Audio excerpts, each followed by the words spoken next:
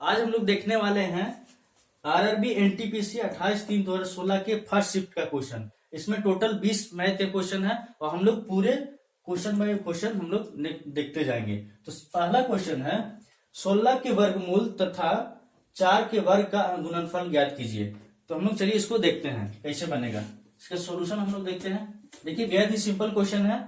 बोला 16 के वर्गमूल, अगर हम 16 के वर्गमूल करेंगे तो क्या हो गया, ये हो गया वर्गमूल तथा 4 के वर्ग का गुणनफल इंटू 4 का स्क्वायर करेंगे। ठीक है, इसका क्या होगा 16 का रूट करेंगे तो ये 4 आएगा और इसका 4 का स्क्वायर करेंगे तो 16 आएगा। दोनों को मल्टीप्लाई करेंगे तो क्या आएगा 64, इसका आंसर हो जाएगा। ठीक है, तो उम्मीद करते हैं आप लोग समझ गए। चलिए हम लोग सेकेंड क्वेश्चन है root under 1 minus sine square theta divided by 1 minus cos square theta. चलिए इसको देखते हैं हम लोग किस तरह से इसका सॉल्यूशन होगा। सोल्व करेंगे तो हम लोग जानते हैं एक चीज कि sine square theta plus cos square theta equal to 1 होता है।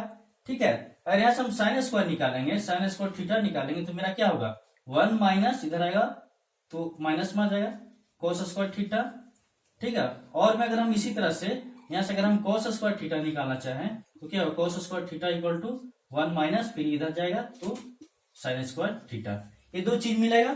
ठीक है, अब इसको हम लोग सोल्व करते हैं। तो देखिए इसको हम लोग किस तरह से लिख सकते हैं, 1 माइनस साइन स्क्वायर थीटा को हम क्या लिख सकते हैं, 1 माइनस साइन स्क्वायर थीटा को हम कॉस स्क्वायर थीटा लिख सकते हैं। तो कॉस स्क्वायर थीटा कर दिए, है ना, डिवाइडेड बाय तो हम डिवाइड कर दे दिए sine 1 minus cos square theta, 1 minus cos square theta equal to हम इसको क्या लिख सकते हैं साइन स्क्वायर थीटा। ये रूट में है तो हम इसको रूट में ही करेंगे। फिर cos square theta divided sign square theta. ठीक है, ये स्क्वायर है तो स्क्वायर से क्या होगा रूट कैंसिल हो जाएगा तो यानी cos theta by sine theta हो जाएगा। यहां से मेरा क्या होगा कॉट थीटा, आंसर हो जाएगा। ठीक है, तो चलिए अगला क्वेश्चन हम लोग देखते हैं। चलिए हम लोग क्वेश्चन नंबर 3 देखते हैं, थर्ड होगा शायद। बोला चक्रवृद्धि ब्याज 8% की वार्षिक दर से निवेश किए गए 37,500 रुपये 1.5 वर्ष में कितने हो जाएंगे यदि ब्याज की दर अर्धवार्षिक हो यानी 6 माही, है ना। तो देखिए यहाँ पे क्या होगा, हम लोग इसको सोल्व करेंगे। देखिए यहाँ पे रेट मेरा जो दिया हुआ जब 6 माही के बाद बात होता है यानी अर्धवार्षिक के बारे में बात होता है तो रेट जो होता है आपका हाफ हो जाता है और टाइम दुगना हो जाता है। तो देखिए यहाँ रेट जब मेरा दिया हुआ 8% तो ये यहाँ पे रेट फिर क्या हो जाएगा 8/2 यानी 4% यहाँ हो जाएगा। टाइम मेरा दिया हुआ है 1.5 वर्ष। ठीक है, तो यहाँ ये दुगना हो जाएगा, टाइम दुगना होता है रेट आधा हो जाता है तो यहाँ पे टाइम मेरा हो जाएगा 3 वर्ष, ये चीज हो जाएगा। ठीक है, मेरा प्रिंसिपल दिया हुआ है 37,500। अब आप इसको दो तरीके से निकाल सकते हैं। एक सिंपल, देखिए टोटल हम लोग को देखिए कितना ब्याज मिलेगा, टोटल 12% हमको ब्याज मिलेगा। अगर हम निकालेंगे तो इसमें नहीं सॉरी ये 4% 3 वर्ष हम लोग निकालते हैं। ठीक है, तो देखिए पहला तरीका हम आपको सिंपल सा तरीका बता रहे हैं। 3 वर्ष का बात कर रहा है तो 3 वर्ष के लिए हम लोग देखिए यहाँ 4% यहाँ 4% यहाँ। अगर हम 37,500 का अगर हम 4% निकालेंगे तो मेरा ये आ जाएगा ये 1,500 रुपया आएगा। ठीक है, आप इसको अगर कीजिएगा तो देखिए 37,500 का 4% ये कट जाएगा आपको 4×5 = 20, 7×28 4×3 12 3 15 यानी 1,500 रुपया आपका आ जाएगा। यहां भी करेंगे तो मेरा क्या आएगा 1,500 रुपया आएगा। ठीक है, 1,500 तो ये मिलेगा लेकिन 1,500 का अलग फिर से तो हमको मिलेगा क्योंकि मेरा ये कंपाउंड इंटरेस्ट है।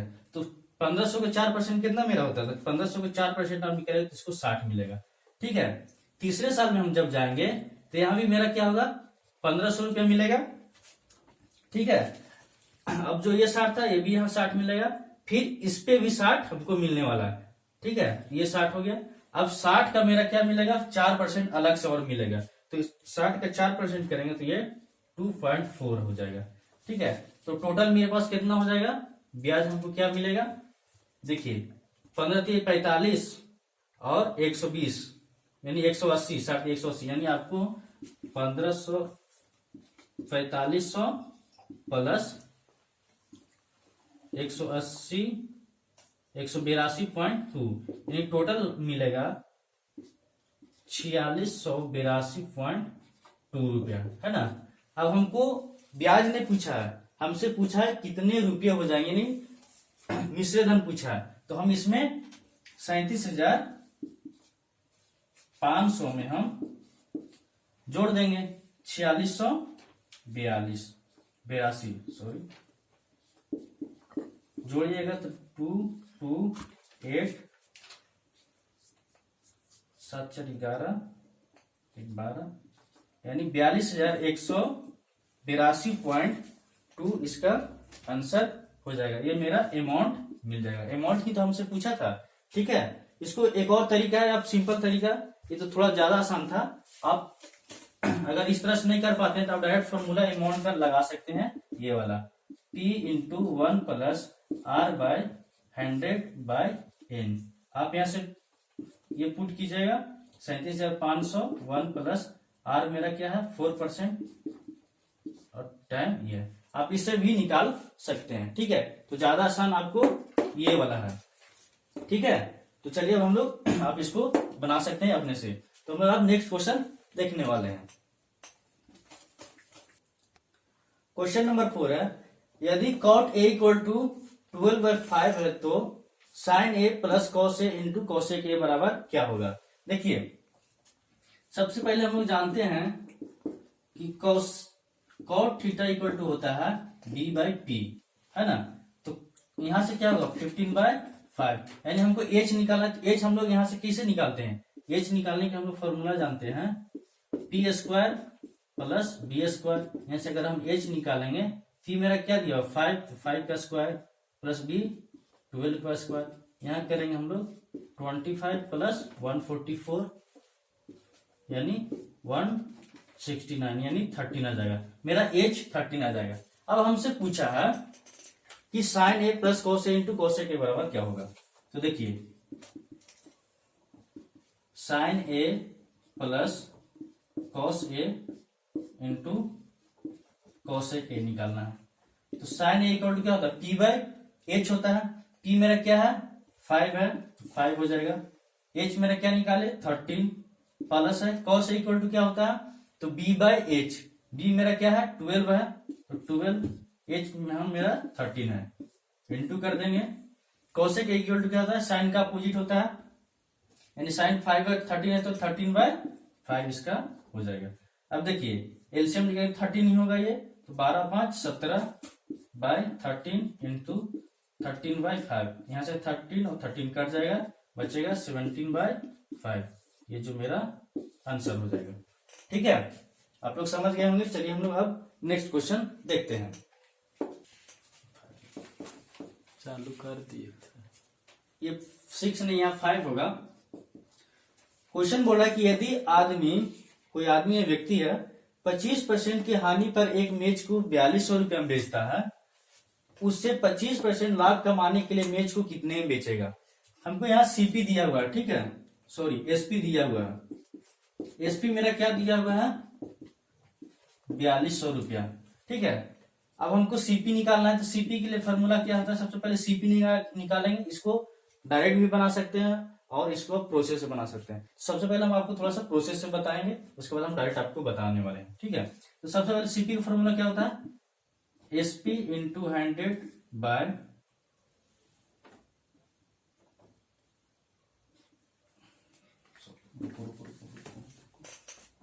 चलो तो सबसे एसपी मेरा दिया हुआ 4200, ठीक है। अब हमको सीपी निकालना है, तो सीपी के लिए फॉर्मूला होता है direct SP into 100 by 100 plus profit या फिर लॉस।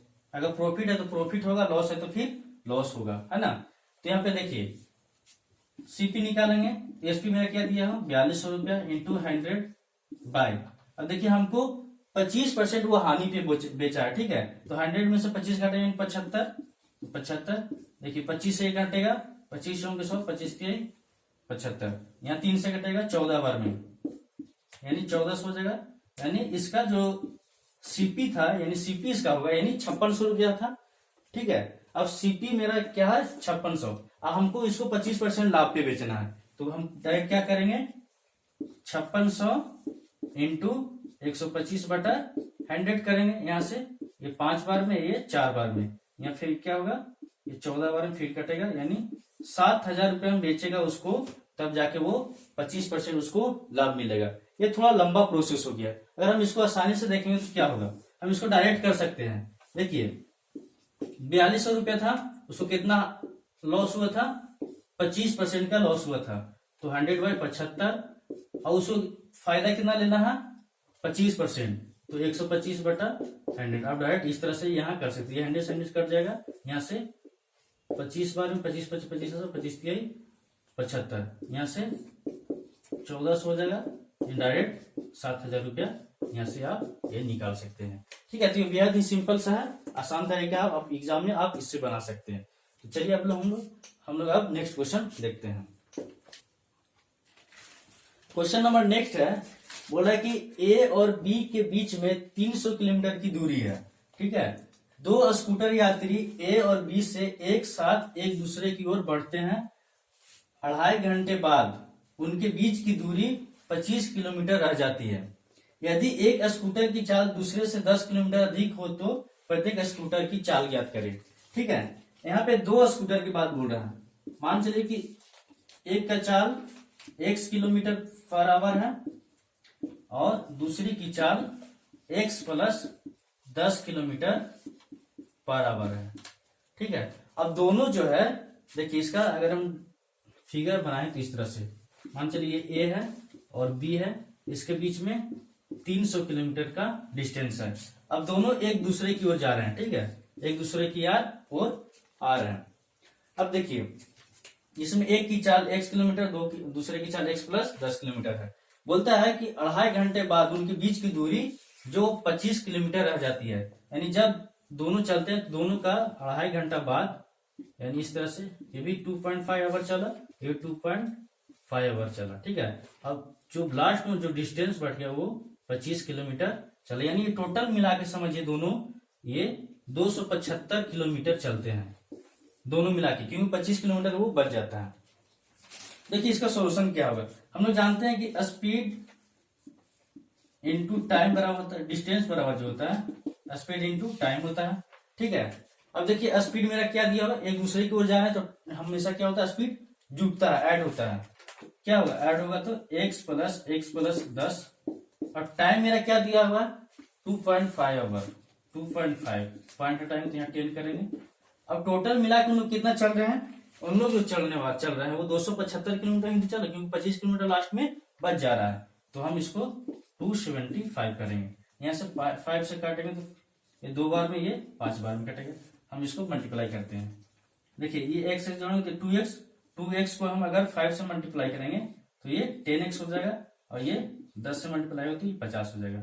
ठीक है, यहाँ पे 2 रहेगा, इक्वल टू ये 2 से इधर मल्टीप्लाई हो तो मेरा क्या होगा, 550 हो जाएगा। ठीक है, यहां से अगर हम x निकालेंगे 10x, यहाँ पे क्या होगा मेरा, इधर 50 घटेगा तो ये 500 हो जाएगा। यहां से x का वैल्यू मेरा क्या आ जाएगा, ये 500 यानी 50 आ जाएगा। ठीक है, यानी पहले की जो चाल था वो 50 किलोमीटर था, और दूसरे की चाल x प्लस 10 यानी 50 और 10 60 किलोमीटर पर आवर था, यानी 50 किलोमीटर और दूसरे की चाल 60 किलोमीटर पर आवर थी। यही मेरा आंसर हो जाएगा। ठीक है, तो चलिए अब हम लोग अगला क्वेश्चन देखते हैं। क्वेश्चन नंबर 8 बोल रहा है, एक आदमी ने 360 रुपये में 144 संतरे खरीदे और 10% के लाभ पे बेच दिए। प्रति दर्जन संतरे की दर किस दर से वो बेचते हैं। ठीक है, क्वेश्चन बोल रहा है कि कोई व्यक्ति है, ठीक है, वो 360 रुपये में 144 संतरे खरीदते हैं।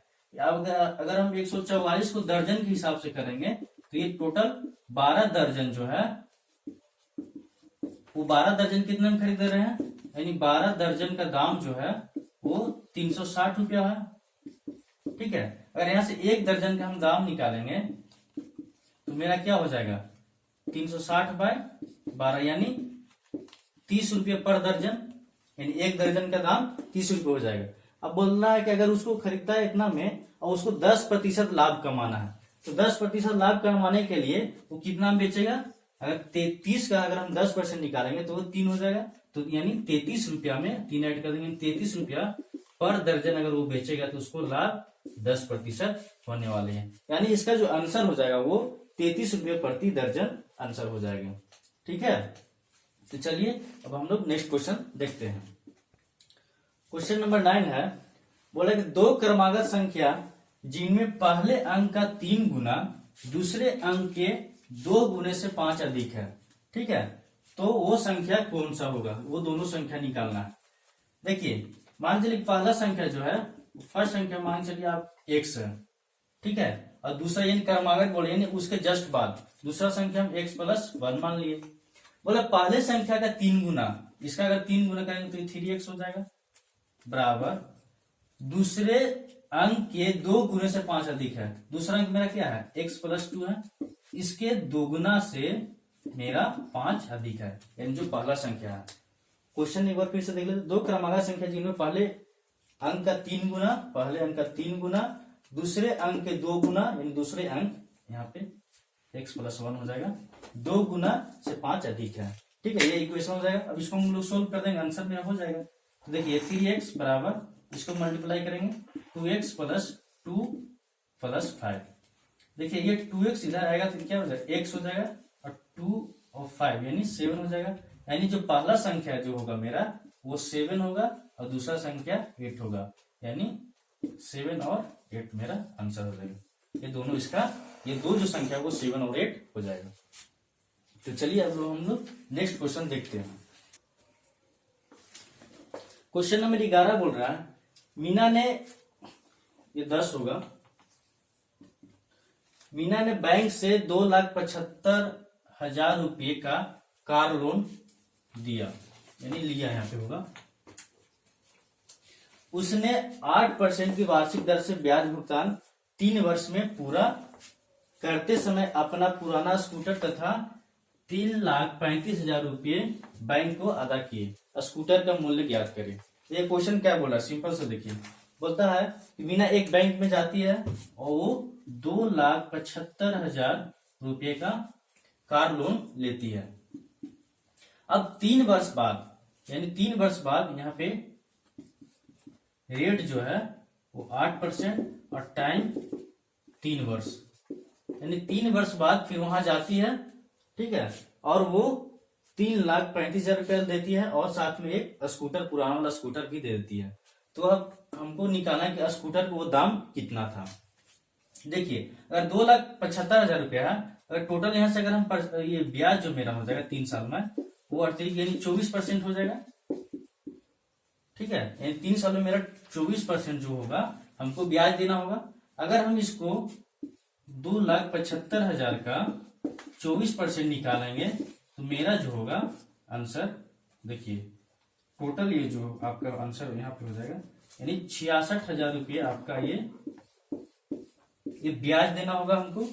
तो देखिए टोटल ब्याज, फिर अमाउंट मेरा क्या हो जाएगा यहाँ पे हो जाएगा, अगर इसको हम जोड़ देंगे 2,75,000 रुपया में 66,000 यहाँ पे हो जाएगा।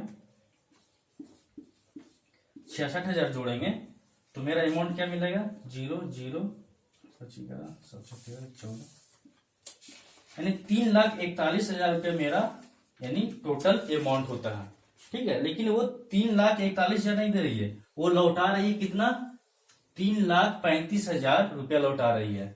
तो जो 3,35,000 रुपया लौटा रही है, यानी उसको लौटाना था 3,41,000, लेकिन लौटा रही है कितना? 35,000। और 35,000 3,35,000 इसलिए लौटा रहे हैं क्योंकि साथ में वो स्कूटर भी दे रही है। तो मेरा यानी स्कूटर का दाम जो हो जाएगा 3,35,000 में 41,000 में 3,35,000 घटाएंगे तो टोटल 6,000 रुपया हो जाएगा। यानी वो स्कूटर का दाम अगर 6,000 रुपया होगा तब जाके वो 3,35,000 रुपया लौटाएगी, तब टोटल मेरा अमाउंट 3,41,000 रुपया हो जाएगा। ठीक है, ये थोड़ा सा सिंपल सा क्वेश्चन था, थोड़ा सा खाली समझने की जरूरत है। उम्मीद करते हैं आप लोग समझ गए होंगे। हम लोग अब नेक्स्ट क्वेश्चन देखते हैं, यानी स्कूटर का दाम यहाँ पे 6,000 रुपया हो जाएगा।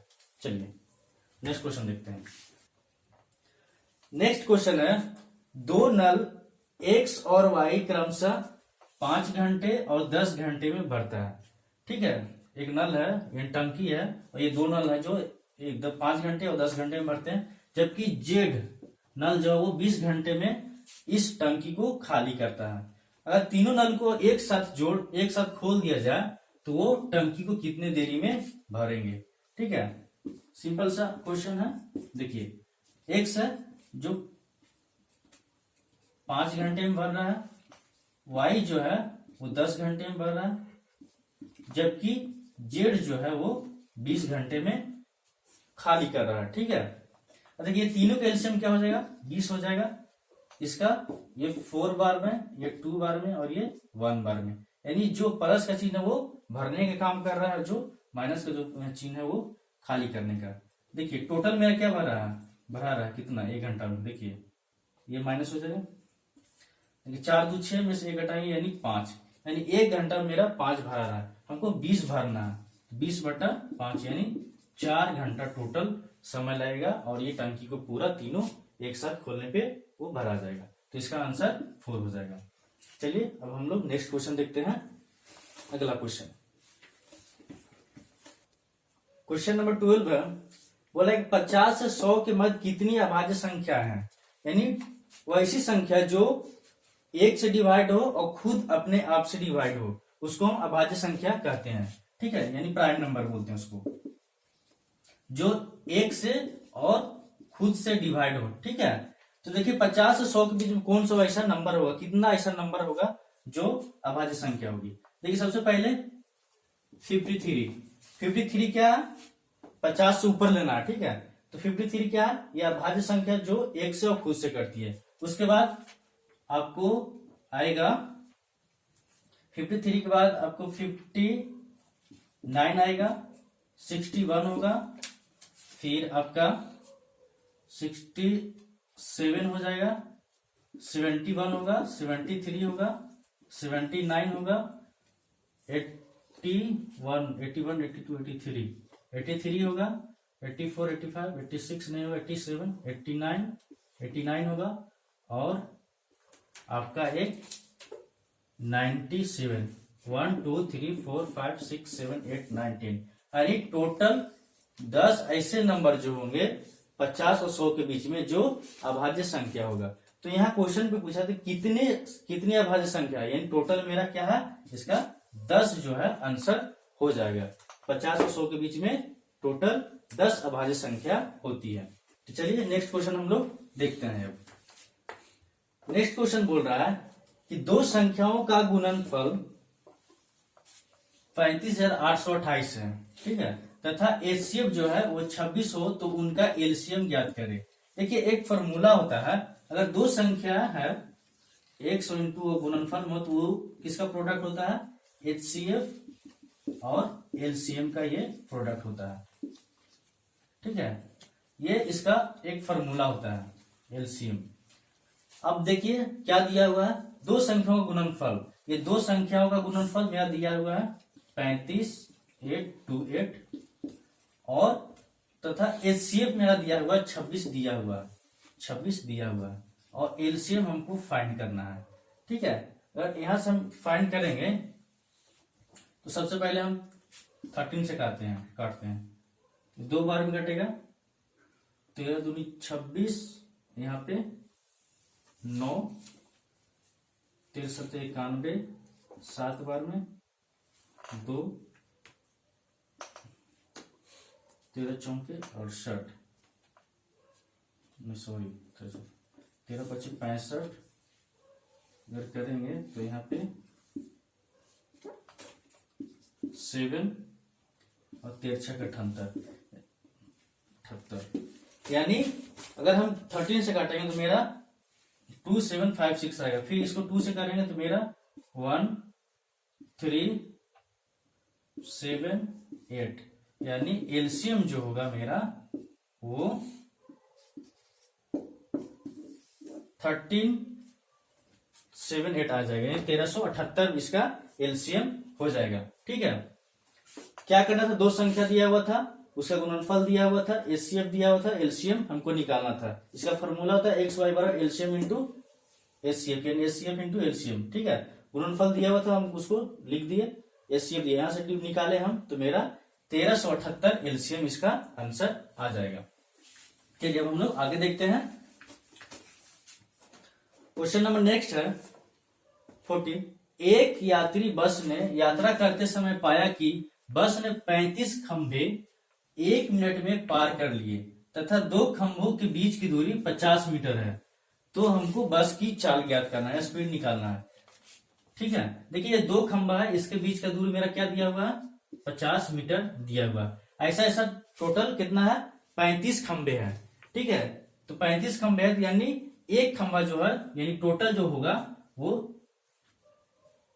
उसमें से 35 माइनस, अगर टोटल जितना खंभा होता है उसमें से एक हटा दिया जाता है। ठीक है, डिस्टेंस निकालने के लिए, तो यानी 34, यानी टोटल 34 खंभों के बीच का दूरी मेरा क्या होगा, 14 इंटू 50, यानी 1700 वो मीटर जो है वो कितना देरी में चल जा रहा है, वो 1 मिनट में इतना पार कर जा रहा है। ठीक है, तो मेरा क्या होगा, ये मिनट यानी सेकेंड में हो जाएंगे, 1 मिनट बाद 60 सेकेंड होता है, 60 सेकेंड।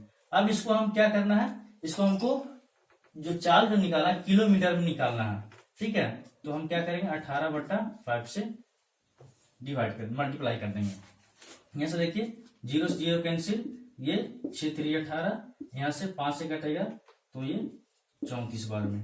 ठीक है, यहां से मेरा 34 दिया 102 किलोमीटर पर आवर इसका स्पीड जो है वो निकल जाएगा बस का। ठीक है, तो ये सिंपल सा क्वेश्चन था और इसका आंसर 102 किलोमीटर पर आवर घंटा हो जाएगा। ठीक है, उम्मीद करते हैं समझ गए होंगे आप लोग। अब हम लोग नेक्स्ट क्वेश्चन देखते हैं। क्वेश्चन नंबर 15 यानी लास्ट क्वेश्चन, आज का लास्ट क्वेश्चन है।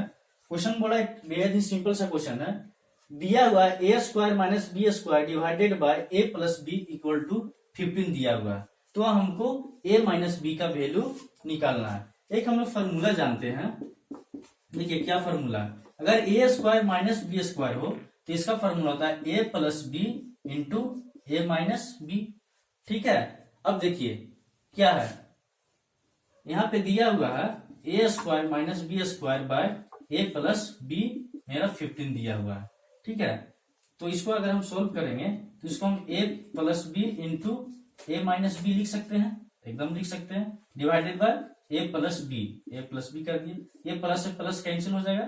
ठीक है, ये 15 है, 25 है, बचा मेरा पास क्या, ए माइनस बी, तो ये ए माइनस बी इक्वल टू भी 25, ये भी आंसर, यानी इसका भी आंसर 25 आंसर हो जाएगा।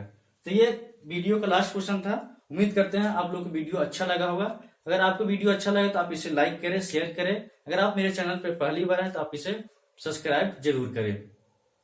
तो उम्मीद करते हैं आप लोग को ये क्वेश्चन पूरी तरह से समझ में आई होगी। इसी तरह से हम पार्ट बाय पार्ट आपको आगे भी बताने वाले हैं, आप इसे जरूर देखिए।